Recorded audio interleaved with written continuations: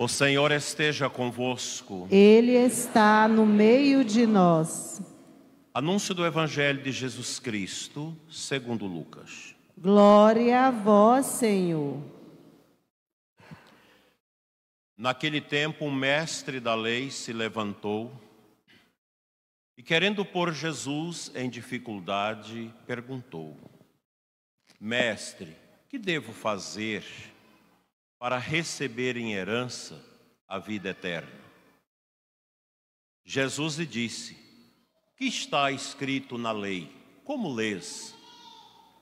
Ele então respondeu: amarás o Senhor teu Deus de todo o teu coração e com toda a tua alma, com toda a tua força e com toda a tua inteligência, e ao teu próximo como a ti mesmo. Jesus lhe disse: tu respondeste corretamente. Faze isso e viverás. Ele, porém, querendo justificar-se, disse a Jesus: e quem é o meu próximo? Jesus respondeu: certo homem descia de Jerusalém para Jericó e caiu nas mãos de assaltantes. Estes arrancaram-lhe tudo, espancaram-no e foram-se embora, deixando-o quase morto. Por acaso um sacerdote estava descendo por aquele caminho. Quando viu o homem, seguiu adiante pelo outro lado. O mesmo aconteceu com um levita. Chegou ao lugar, viu o homem e seguiu adiante pelo outro lado. Mas um samaritano que estava viajando chegou perto dele, viu e sentiu compaixão. Aproximou-se dele e fez curativos, derramando óleo e vinho nas feridas. Depois colocou o homem em seu próprio animal e levou-o a uma pensão onde cuidou dele. No dia seguinte, pegou 2 moedas de prata e entregou ao dono da pensão, recomendando: toma conta dele. Quando eu voltar, vou pagar o que tiveres gasto a mais. E Jesus perguntou: na tua opinião, qual dos 3 foi o próximo do homem que caiu nas mãos dos assaltantes? Ele respondeu: aquele que usou de misericórdia para com ele. Então Jesus lhe disse: vai e faze a mesma coisa. Palavra da salvação. Glória a vós, Senhor.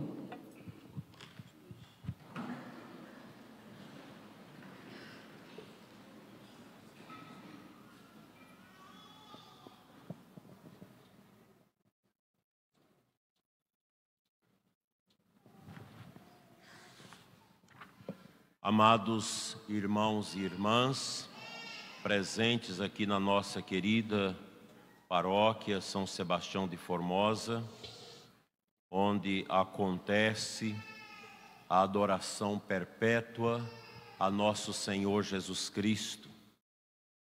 Queridos irmãos que nos acompanham pelas nossas mídias, aqui na diocese e fora da diocese, uma saudação especial ao seu Joaquim e Dona Mariana pelos seus 60 anos de casados, e na pessoa deles cumprimento todos os casais aqui presentes, de modo muito especial os casais do ECC, cujo Dia Nacional hoje é celebrado, quando nós também lembramos 52 anos do primeiro encontro de casais com Cristo, realizado na paróquia do Rosário, em Pompeia, São Paulo, pelas mãos bondosas do Padre Alfonso Pastore, fundador do ECC no Brasil, que hoje já se encontra em alguns outros países. Uma saudação especial ao pessoal de Portugal que nos acompanha, onde nós vamos, dentro de algum tempo, implantar também ali o encontro de casais com Cristo. Hoje, a Igreja propõe para nós, nesse 15º domingo do tempo comum, esta parábola extraordinária do bom samaritano. A gente nunca cansa de ler esse texto, porque ele tem riquezas quase que insondáveis. Cada vez que nós meditamos esta parábola, nós somos tocados por elementos novos na nossa compreensão de fé. Aqui nós temos a presença de Jesus, o Mestre. Vem um mestre dos fariseus, tão pequeno, diante de Cristo, para interrogar Jesus. Nós não sabemos se por curiosidade ou, como sempre faziam os fariseus, para colocar Jesus à prova. E ele interroga a Nosso Senhor acerca do que é preciso fazer para receber a herança eterna, que, aliás, deve ser o objetivo de todos nós. A gente olha a nossa história, a gente contempla o nosso tempo. Tantas pessoas que não se preocupam com a vida eterna. São muitas. Porque amarraram seus corações ao transitório, aquilo que é passageiro, que vai com o tempo. Nada resiste ao tempo. O tempo é esse trator de Deus que esmaga as vidas, as montanhas, o universo. Nada resiste ao tempo. Somente Deus é Senhor do tempo. E nós cristãos temos esta consciência a respeito do tempo, que nós marcamos no ordenamento cronológico dos nossos relógios, dos nossos calendários e de nossas agendas. Mas esse tempo que vai destruindo tudo que tem pela frente, que vai modificando as coisas, ele é pequeno diante do verdadeiro tempo, que é o tempo de Deus, que nós chamamos de Kairos. Esse tempo do mundo, tempo dos homens, é o Cronos. Pode ser cronometrado, mas o Kairos, o tempo de Deus, não. Esse é o tempo da graça. É o tempo da eternidade, para o qual nós estamos direcionando nossa vida. É importante a gente ter presente que dentro desse tempo que nós mensuramos, nós já temos a presença do tempo de Deus, do tempo que não passa, do tempo que não termina, da eternidade. Por exemplo, quando celebramos os sacramentos, na Santa Missa, no batismo que vou celebrar daqui a pouco, de 5 crianças, há um tempo de Deus aí. No altar, quando nós celebramos a missa, há um tempo de eternidade que toca-nos pelo sacramento, que são sinais sensíveis da graça de Deus em nós, presença da eternidade, porque são coisas de Deus, que nos toca dentro da caducidade desse tempo que passa. Há 60 anos atrás, quando o seu Joaquim e Dona Mariana chegaram diante do altar para dar-se um ao outro em matrimônio, quando ele disse, eu te recebo, e ela também, e fizeram aquela promessa, aconteceu o sacramento. A eternidade tocou a transitoriedade. Por que isso? Porque o amor não é terreno. O amor é um atributo de Deus. E a alma humana, somente o animal humano é capaz de experimentar este amor. Este amor que tem o sabor de eternidade. E quando o mestre da lei, tão nanico diante da grandeza de Cristo, pergunta: o que eu preciso para entrar na vida eterna?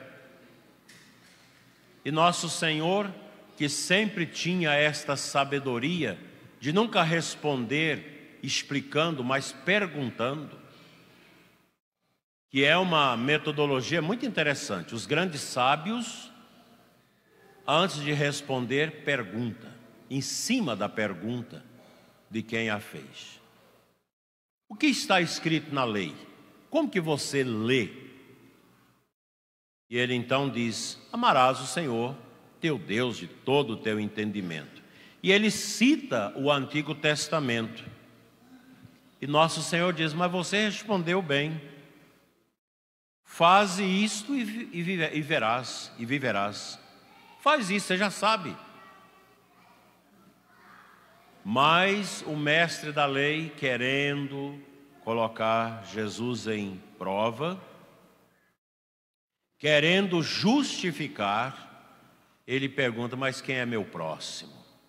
E aqui nosso Senhor, o mestre dos mestres, o Senhor dos senhores, conta a parábola do bom samaritano. Na verdade, os padres da igreja veem nesse bom samaritano a imagem do próprio Cristo.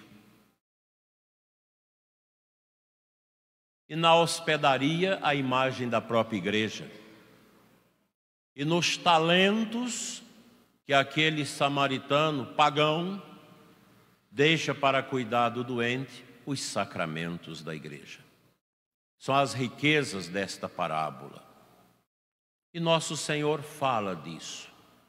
Por que o sacerdote não para dar atenção àquele que está caído como morto, depois de ter apanhado dos assaltantes?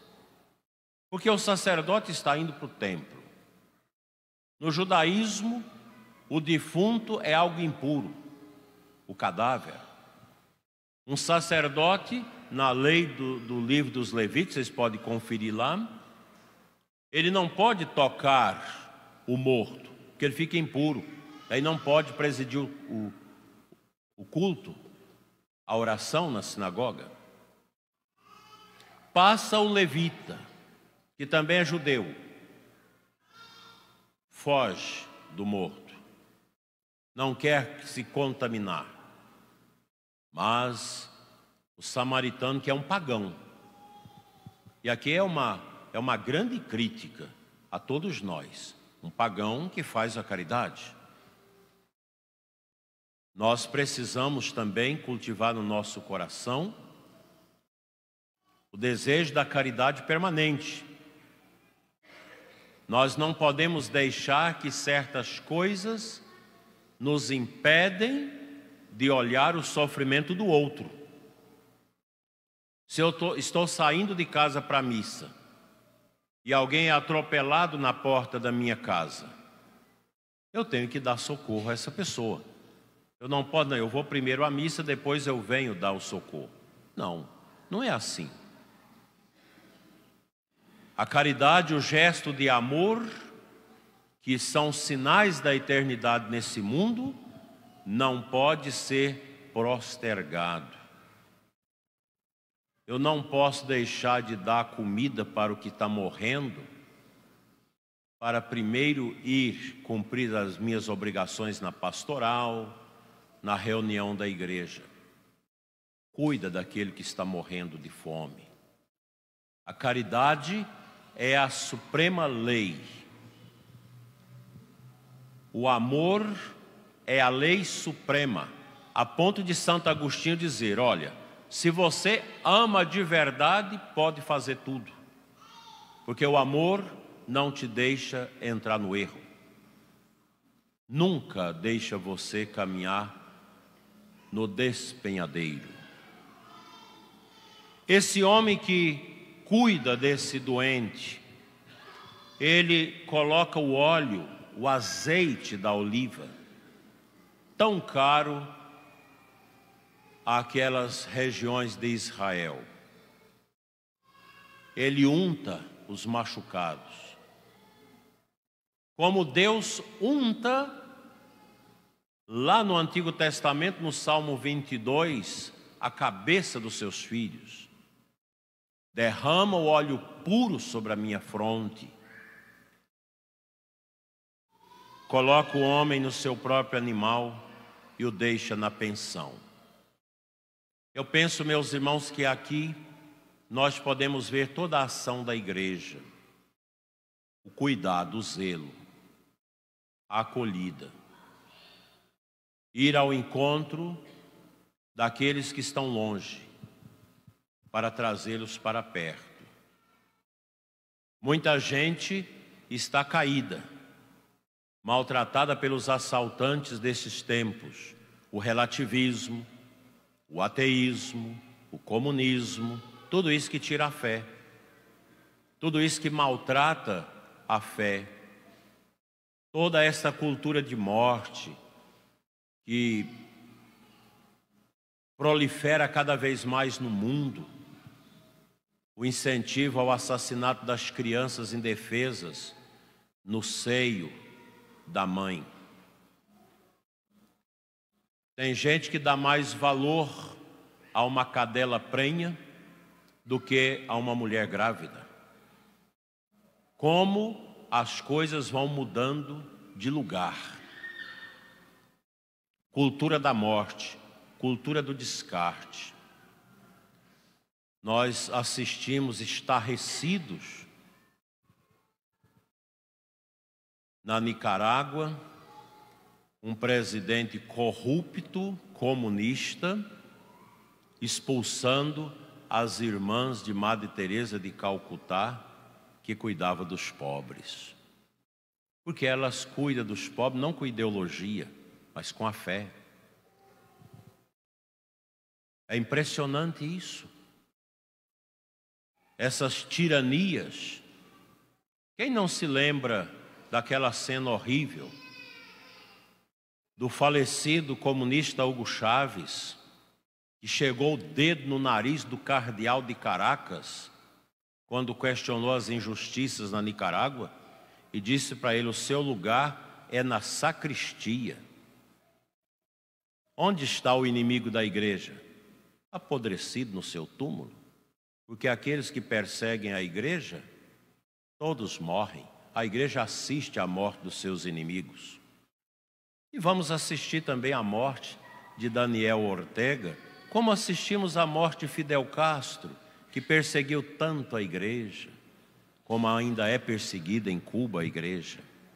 Esses são os assaltantes que matam a fé, que querem impor ideologia de gênero no mundo, assassinando a inocência das nossas crianças, inoculando o veneno da malícia no coração dos nossos jovens, através de tantas pautas identitárias nocivas aos princípios da nossa fé.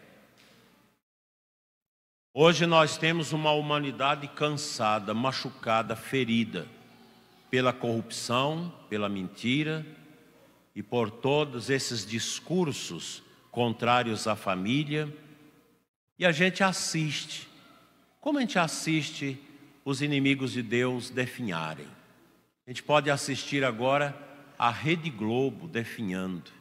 Quanto mal essa televisão fez à família ao longo desses 60 anos? Introduzindo divórcio, introduzindo o amor livre, introduzindo com as suas novelas a destruição dos casais, das famílias, destruindo os jovens através do seu programa Malhação. Deus tarda, mas não falha. Aqueles que velejam contra a verdade não vingam. Eles são destruídos pela sua própria ignomínia. E a gente vai vendo isso, mundo afora. Com certeza, todos os tiranos que hoje perseguem a igreja, nesses países terríveis, contrários à igreja, todos eles vão, todos eles descerão às suas tumbas, porque perseguem os valores, os valores inalienáveis da família. A família possui um valor absoluto. E quem vai contra a família, contra o matrimônio, contra a união do homem e da mulher, com a finalidade de amar, gerar e educar os filhos, não vinga. Nós estamos vendo agora morrer as velhas feministas que fundaram esse movimento tremendo. Um movimento, meu Deus, que tanto mal tem feito, não somente às mulheres, mas aos homens. Elas estão morrendo, com seus rostos tristes, com seus corpos carcomidos, pela mentira que pregaram durante a vida, destruindo as famílias, pregando o aborto, promovendo essa matança de inocente, promovendo uma falsa identidade da mulher, promovendo a destruição da imagem do masculino. Morrem todos, ninguém vinga. E a família está aí. Daí que, no ano passado, quando conversando com o seu Joaquim, Dona Mariana, eles me disseram: o ano que vem nós vamos fazer 60 anos. Eu disse: eu vou lá celebrar a missa de vocês. Marcamos no ano passado esta missa hoje, porque é um fato extraordinário, que nós precisamos louvar a Deus. Um casal já idoso, 60 anos juntos, cumprindo a vocação para a qual Deus os chamou. Nesses tempos agora, que as pessoas vêm aqui, faz o seu consentimento diante do altar, e pouco tempo depois cospe esse consentimento na cama da infidelidade, do adultério, da mentira, da falta de diálogo, estragando tudo. Meus irmãos, a separação de um casal, ela leva mais de 20 anos para ser curada. Vocês que já tiveram essa experiência dolorosa da separação sabem disso. Aquilo vem à cabeça sempre. Só depois de uns 20 anos que aquilo começa a se agasalhar. No coração dos filhos, nunca. Os filhos morrem com aquela dor no coração de ter assistido o pai e a mãe se separarem. Como isso dói. A igreja faz todo o possível para ajudar as famílias a serem esta hospedaria, onde o casal vai sendo curado, os filhos curados. A nossa casa é a igreja doméstica, é o lugar da cura dos ressentimentos, das mágoas que surgem dentro do casamento, das dores que a ignorância, que a falta de humildade, seja do esposo e da esposa, vão criando, vão gerando essas crostas dolorosas. Mas a casa é o lugar da cura. A cura dos filhos. Ontem eu assistia num aeroporto um menino de 6 anos batendo na cara da mãe. Eu falo cara porque uma mãe que deixa o filho bater nela, ela não tem rosto. E o pai olhando com um olhar zombeteiro. O moleque queria derrubar tudo. Dentro do avião, um estardalhaço o tempo todo. Batendo na porta da cabine do avião para entrar lá para ver o que os comandantes do voo faz. Um menino que é o retrato de uma família sem ordem, de uma família que não tem disciplina, de uma família que não sabe educar os seus filhos, que não sabe botar normas, regras, limites aos seus filhos. É o que nós estamos vivendo na sociedade. Os filhos precisam de limites. Filho precisa saber que o pai e a mãe são os esteios dentro do lar. Ele precisa crescer sob a regência do princípio da autoridade do pai e da mãe. Essas famílias guiadas pelo feminismo, pelo psicologismo, em que você não pode corrigir os filhos, isso é um despropósito e um grande prejuízo para a sociedade. Porque essas crianças não respeitam professores, não respeitam autoridades e vão crescer vazias, porque todos nós precisamos da lei. A lei, ela existe para nos educar. A lei é para fazer com que nós aprendamos a construir os princípios fundamentais que regem a nossa liberdade dentro do mundo. Famílias que não sabem educar seus filhos, um filho que bate no rosto da mãe com tanta força, e essa mãe não faz nada, e o pai ainda fica olhando como se aprovasse aquilo. Que tristeza! Onde estão os princípios que essa gente não observa? Vocês têm que botar normas aos filhos de vocês. A gente trata bem as crianças, ama as crianças, mas a criança tem que saber: eu posso ir até aqui. Eu não posso sair desse limite que o meu pai e minha mãe colocou para mim. Eu ainda sou do tempo dessa educação e nunca tive revolta com meu pai e minha mãe da educação dura que a gente recebia. Quando a gente saía para as festas na roça, uma festa de São João era tão esperada. A mãe sentava e dizia: nada de correria lá, nada de fazer coisa escondida, não saia dos meus olhos. Então na festa você podia andar ali, mas você tinha que olhar para saber se ela estava te vendo. Porque é o olho da lei, da disciplina, da ordem, da proteção. Por que existe tanta pedofilia no mundo? Porque as crianças não têm mais o olhar dos pais. Você confia, você deixa livre. A mãe, a primeira missão da mãe é gerar os filhos para Deus. E a mãe é a maior educadora dos filhos.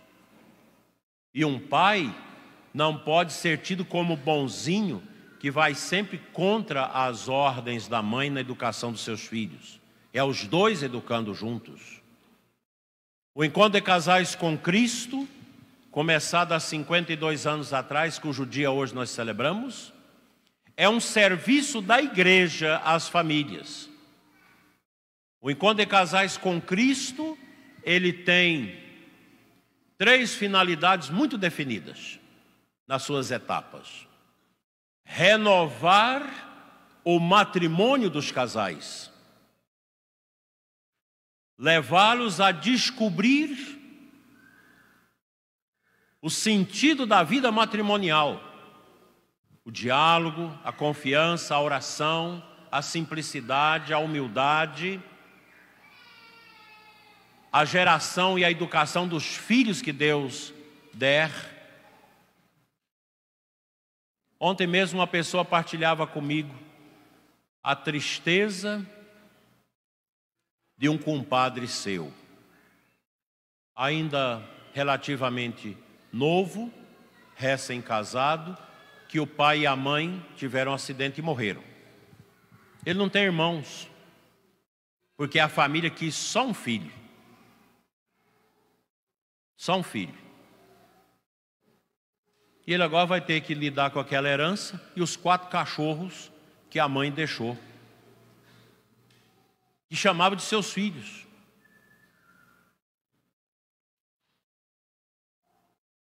nós colocamos limites à ação de Deus.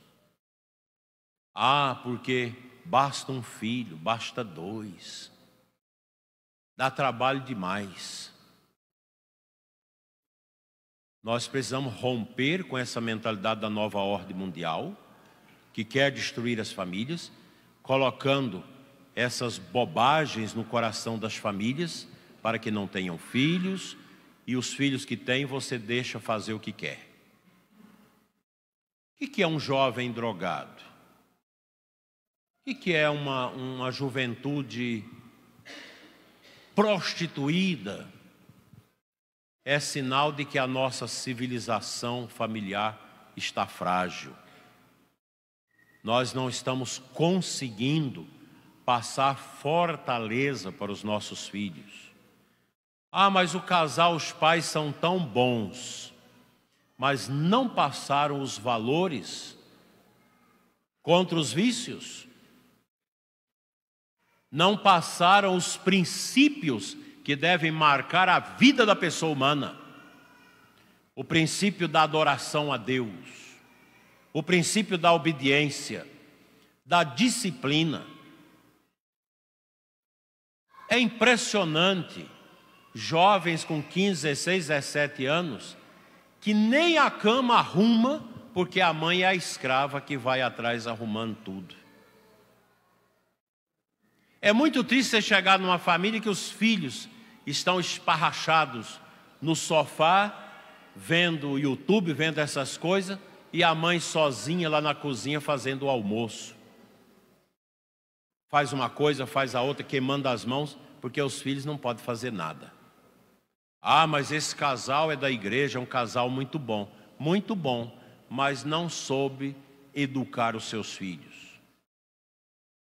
Os filhos começou a ter condição, tem que arrumar sua cama, tem que varrer seu quarto, tem que lavar seus pratos, tem que colocar essas normas, gente. Senão vocês morrem, seus filhos depois vão para o exército, vão ser presos lá no exército porque não sabem fazer nada. Porque é uma família que dá tudo para os filhos, mas não dá nada. Não dá os valores, não dá a disciplina, não dá a fé. Menino começa com 7, 8 anos, não quer ir à missa, vai à missa. Porque os pais não ensinaram, não disciplinaram. Tem que disciplinar desde quando nasce. Eu parabenizo o Encontro de Casais com Cristo aqui da Paróquia São Sebastião e todos os casais encontreiros que nos assistem. Agradeço a Deus por esse serviço, escola de valores, que a igreja dá às famílias. O ECC tem essa finalidade: descobrir o valor da vocação do casal, do matrimônio, descobrir a missão na igreja, descobrir também a missão de transformar esse mundo pagão que nós estamos vivendo, com testemunho. E vocês, casais, sejam joias de Deus dentro da comunidade. Lute pelo seu casamento. Faça tudo pelo seu matrimônio. Quando vocês tiverem dificuldades, venha aqui adorar. Venha adorar. Que as coisas se resolvem quando nós nos colocamos diante dos pés do Mestre. É Cristo que dá a direção na nossa vida. Por isso o encontro é chamado Encontro de Casais com Cristo. Cristo é essa argamassa, essa força, como nós escutamos na segunda leitura de hoje, que une o esposo e a esposa, nesse bloco de amor e de firmeza, para estabelecer os princípios fundamentais do lar cristão. Que a Virgem Maria, mãe das famílias, São José, protetor das famílias, interceda pelo Encontro de Casais com Cristo, pela pastoral familiar, por todas as nossas famílias, para que o mal jamais tenha lugar para destruir esse cristal, esse diamante, esse presente de Deus para nós na igreja, que são os nossos queridos casais, eternos namorados. Creio.